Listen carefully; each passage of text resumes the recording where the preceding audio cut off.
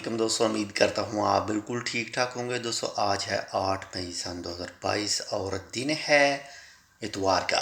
आज जो जितनी भी ईद की छुट्टियां थी वो ख़त्म होने के बाद में आज ऑफिस वगैरह में और सब जगह में जो काम का पहला दिन था। तो रायल ओमान पुलिस ने ये इस न्यूज़ के बाद में जो दूसरी है वो रायल ओमान पुलिस ने ब्रेमी गवर्नर से एक खारजी को गिरफ़्तार किया है और उसका जो जुर्म था उसने मुख्तलिफ़ जो गाड़ियाँ वगैरह हैं उनसे चोरी वगैरह की। इसके साथ में मुख्तलिफ़ घरों वगैरह में से चोरी की। उसके पास से जो सामान मोबाइल वगैरह और कुछ चीज़ें जो दूसरे हैं वो पकड़े गए हैं और उसके ख़िलाफ़ जो कानूनी कार्रवाई है वो पुलिस कर रही है।